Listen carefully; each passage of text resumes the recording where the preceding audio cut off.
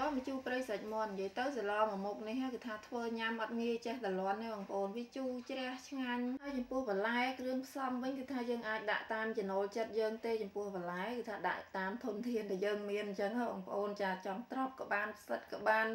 ឬមួយក៏អីផ្សេងក៏បានដែរដែលយើងអាចយកមកស្លមកជូរបានអញ្ចឹងហើយបើនិយាយពីរបៀបធ្វើវិញគឺថាស្រួលជាងមកជូរគ្រឿងទៀតចាអត់បាក់ហត់បុកគ្រឿងហើយថ្ងៃនេះជាដំបូងគឺយើងមានគុលលាបក្រៃ3គល់មកដំវាកាត់ខ្លីៗម្ដេងមួយដុំធំដែរចាដំវាជាប៉ែតមកល្មៀតអីហ្នឹងចាខ្ទឹមសនេះ1មើមចាដំវាប៉ែតចឹងដូចគ្នាបងប្អូនហើយចំពោះខ្ទឹមក្រហមវិញគឺថាមួយដុំធំហ្នឹងខ្ញុំដាក់វាតែមួយដុំទេចាពូមួយដុំហ្នឹងយើងសម្លមកសឡយើងមួយឆ្នាំងហើយលក្រូច4-5សន្លឹកមកចាតាមមើលសឡយើងតិចច្រើនអីដាក់គ្រឿងហើយចាស់មកដើម្បីកាត់ឆ្អាបហើយវាមានក្លិនឈ្ងុយទៀតថ្ងៃនេះមេមាន់ពងមួយប៉ុណ្ណាណៃប៉ុន្តែចំពោះគ្រឿងក្នុងខ្ញុំអត់បានដាក់បងប្អូនខ្ញុំទុកឆាញ៉ាំចានឹកឃើញចង់ឆាហើយអានេះ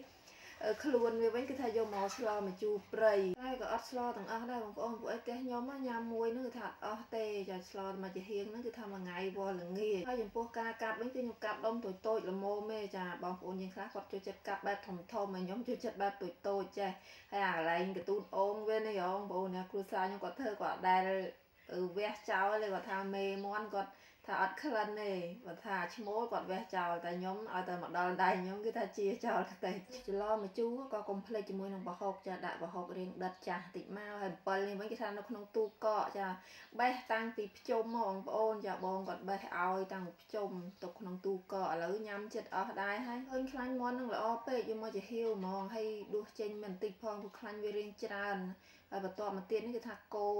គុលលាបក្រៃម្ដេងស្លាបក្រូចហើយខ្ទឹមសខ្ទឹមក្រហមអីហ្នឹងឯងហើយកូរវាឲ្យឈ្ងុយទៀតមកចាំដាក់សាច់ចូលហើយចំពោះសាច់វិញក៏អត់សូវរើសដែរបងប្អូនចាសាច់មាន់សាច់ទាឆ្អឹងជំនីជ្រូកឆ្អឹងជ្រូកអីហ្នឹងគឺថាអាចយកមកធ្វើបានទាំងអស់កូរសាច់មាន់យើងហ្នឹងឲ្យឡើងដាច់ទឹកព្រៃសិនដើម្បីឲ្យមានក្លិនឈ្ងុយហើយវាអស់ក្លិនឆ្អាបក្លិនអីចឹងបងប្អូនចាំយើងដាក់ទឹកចូលហើយចំពោះទឹកសឡហ្នឹងគឺថាយើងលៃមើលទៅបងប្អូនចាំមកសមរុំមួយសាច់ពេលយើងដាក់បន្លែដាក់អីទៀតចឹងទៅឲ្យវានៅគោកចាប់ហើយវានិយាយទៅស្មើទឹកស្មើកាកល្មមបងប្អូនហើយដល់ពេលពុះយើងថែម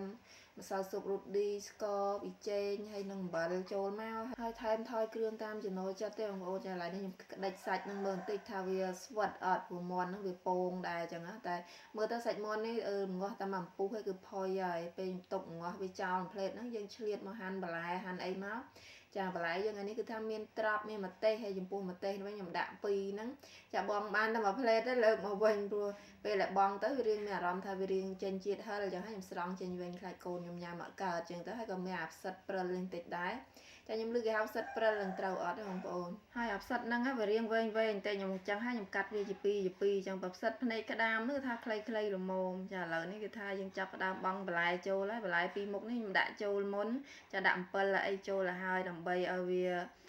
ជ្រាយទៅគឺយើងស្រួលជ្រុំចឹងបងប្អូនចាដល់ពេលឲ្យវាទន់ហើយជ្រុំវាមកអាសាឡមកជូរព្រៃហ្នឹងដាក់ទឹកចាប់ចឹងហើយបងប្អូនចាស្មើទឹកស្មើកាកចឹងមកឆ្ងាញ់ដាក់ទឹកច្រើនពេកក៏អត់ឆ្ងាញ់ដែរជ្រុំអំពិលរួចហើយគឺថាយើងភ្លក់ឲ្យតាមត្រូវតាមចំណូលចិត្តយើងមកចាប្រៃជូរអីតាមនឹងមកហើយមកឆ្អិនបន្លែហ្នឹងមកខ្ញុំដាក់ម្ទេសផ្លោកនេះចុងក្រោយគេហើយកូបានតែមួយផ្លេតភ្លក់មើលវារៀងចេញជាតិហិលតិចហ្នឹងក៏ស្រង់ចេញវិញទុកញ៉ាំតែឯងទៅចាខ្លាចកូនហិលញ៉ាំអត់កើតបើមានម្រះព្រៅដាក់ម្រះព្រៅផងតែខ្ញុំអត់មានគឺថាតែប៉ុណ្្នឹងហើយចាហើយវីដេអូយើងក៏មានតែប៉ុណ្្នឹងហើយបងប្អូនចាអរគុណច្រើនដែលបានចូលមើលតាំងពីដើមរហូតដល់ចប់ចាំមកចូលចិត្ត follow page like share ម្នាក់មួយផងដើម្បីទទួលបានវីដេអូថ្មីជារៀងរាល់ថ្ងៃខ្ញុំក៏មាន channel YouTube ដែរឈ្មោះមុំ KH ដូចគ្នាចាជួយ subscribe ម្នាក់មួយផងអរគុណច្រើន